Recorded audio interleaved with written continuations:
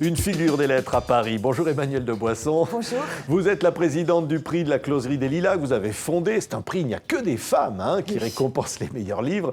Et puis surtout, vous avez été actrice, animatrice, critique littéraire. Mais surtout, vos romans sont incroyables, sont pleins de vie. Et le nouveau s'appelle « Que tout soit à la joie ». Alors est-ce que vraiment, quand on lit un titre comme ça, on se dit c'est un livre qui est joyeux, c'est un livre qui va nous donner du bonheur? Ou alors est-ce qu'il y a quelque chose derrière? Ah oui, il y a quelque chose derrière de plus grave dans ce livre-là, qui est un peu la suite des années Solex, puisque je veux faire en fait une fresque, le temps retrouvé. Ouais. Donc on y retrouve Juliette, le personnage des années Solex. Les années Solex, c'est votre précédent roman. Oui, le précédent plein roman. de fraîcheur, qui racontait, Voilà, comme vous aimez le faire, des années de bonheur, des années de jeunesse. Voilà.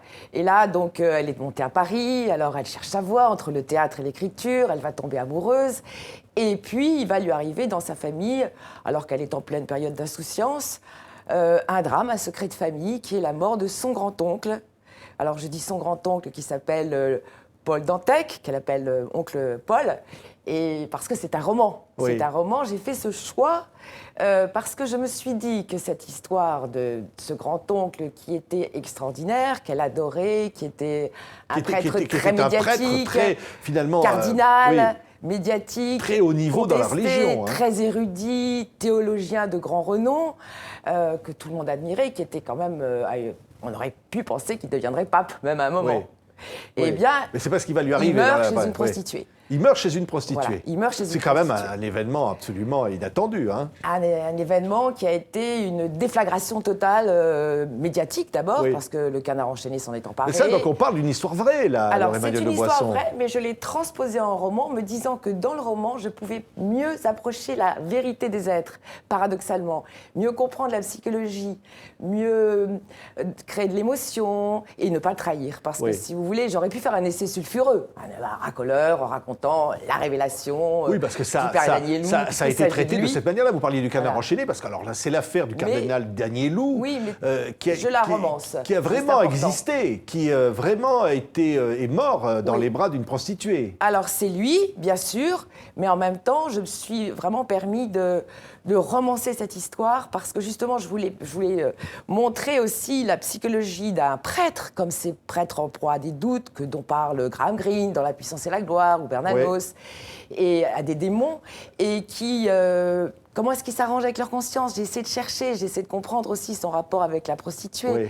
Et pour nous, dans notre famille, ça a été un mystère, puisque je l'ai transposé, un mystère, un drame familial, une douleur. Donc je ne voulais pas raconter l'histoire sous forme d'un essai. Ça, c'est très important à dire, qui aurait été, je trouve, pas fidèle à moi-même, ni à lui-même. Je voulais préserver son jardin secret. Voilà. Oui, alors pourquoi raconter une histoire pareille, Emmanuelle de Boisson? Eh bien, parce que c'était une histoire qui m'a longtemps hantée, m'a intriguée, m'a fascinée, et qui a, dans ma vie, été très importante, parce que j'adorais. Et comme Juliette, c'était un homme très chaleureux, tourbillonnant, très intelligent, très gentil. Oui, ça n'était pas une caricature. Qui était brillantissime.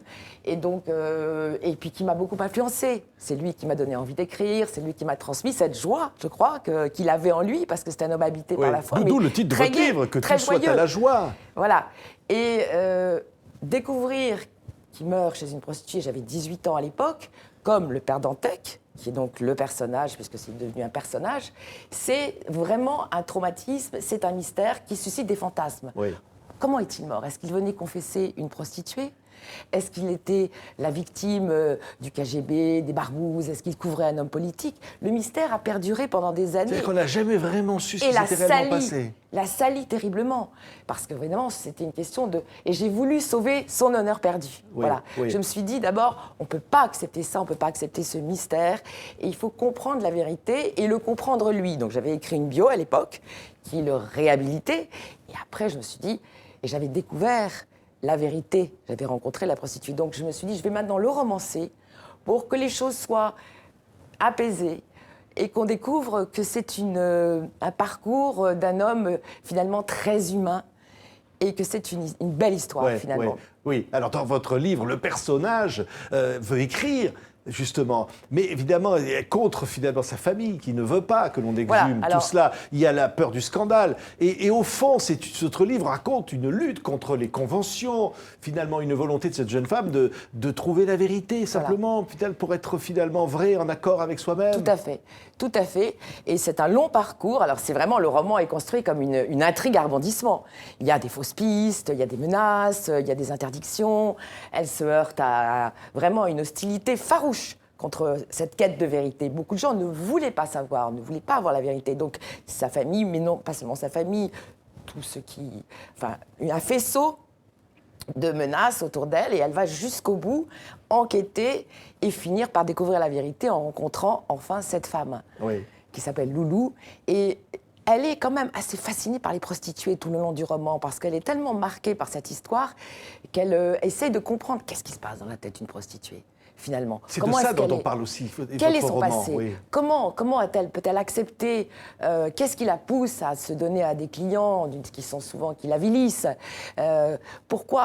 Alors quel est aussi le rapport avec ses clients, avec ces curés qui viennent les voir? C'est aussi de ça dont parle votre livre. Oui, aussi. Il faut se dire aussi. Je suis rentrée dans la tête des prostituées. Homme de foi ou homme de chair. Voilà. C'est un peu la question qui est posée. Absolument. Hein. Alors la question, le grand mystère, c'est comment ces prêtres, parce qu'il n'est pas le seul, le père Dantec, il y a eu beaucoup de prêtres qui ont eu des relations avec des prostituées, peuvent-ils s'arranger avec leur conscience? Alors, mon personnage se crée un double, il se fait passer pour un livreur de livres. Et il arrive dans ce bar montant, qui est dans la rue de Douai, il n'est plus le cardinal, il est quelqu'un d'autre. Et ça m'a fascinée, je me dis, comment faisait-il pour dire la messe, aller au Vatican, et ensuite... dans son monde totalement secret et transgressif, qui ne faisait rien de mal à personne, s'offrir ces moments de bonheur, finalement, d'amour, puisqu'il est tombé amoureux. C'est au fond une recherche de liberté des femmes, sur ce qu'il y a derrière l'amour, au fond les sentiments. C'est de ça dont vous nous parlez, Emmanuel de Boisson. Et j'allais presque dire, dans tous vos livres, il y a une fascination pour l'exploration du désir. Il y a une fascination pour la transgression, qui est vraiment très présente en moi. Il y a aussi une fascination pour les zones d'ombre que nous avons en nous. C'est ce que j'essaie de sonder à travers mes romans, comme tout romancier d'ailleurs, c'est ce qui nous intéresse. Et quoi de plus fascinant, de plus extraordinaire comme matière qu'une relation entre un prêtre et une prostituée? C'est une matière extraordinaire. C'est-à-dire qu'il n'y a pas de tabou, au fond. Vous dites, on doit pouvoir raconter finalement ça, cette passion-là. On doit pouvoir en parler véritablement, surtout aujourd'hui, et s'interroger sur aujourd'hui le célibat des prêtres, qui n'a pas toujours été le cas. Il faut savoir que jusqu'au XIe siècle, les prêtres se mariaient. Et donc en 1059, Nicolas II et le pape Grégoire VII ont décidé, pour des intérêts pour que les laïcs et les clercs soient séparés, que les prêtres ne devaient plus se marier. Mais peut-être que certains prêtres, justement, se donnent cette autorisation, parce qu'avant, les prêtres se mariaient, les diacres se marient, les orthodoxes, et qu'il y a aussi une relation, je dirais, très amicale avec Marie-Madeleine. Il y a ça, c'est Marie-Madeleine est la figure centrale, biblique. Et pour quelqu'un qui est tellement sensible à la foi, aux personnages qui ont entouré le Christ, cette Marie-Madeleine pénitente, repentante, ils essaient de la sauver, de l'aider. D'ailleurs, cette femme avait arrêté grâce à lui. Et la relation était pleine de bienveillance. Dans mon roman, il s'intéresse à elle, il demande comment vont ses enfants, il l'invite au restaurant, il lui parle de sa fille, ils ont des échanges, il lui dit de voter De Gaulle, par exemple, à droite, parce mais comme c'est quelqu'un d'extrêmement contesté dans le sein de l'Église, parce qu'à l'époque, il passait un petit peu pour réactionnaire, il y a eu une violence dans la réaction, et cette étiquette qui lui est restée. Mais derrière, c'est une belle histoire, humaine. J'allais presque dire, c'est un livre profondément romanesque. Très, très romanesque. Je crois que vraiment, là, on va au fond de la nature humaine, dans ce qu'elle a de plus secret, de plus insondable. Et je crois que le roman permet ça, permet d'aller, je me suis permis vraiment de comprendre même comment un prêtre rencontre pour la première fois une prostituée et se laisse séduire.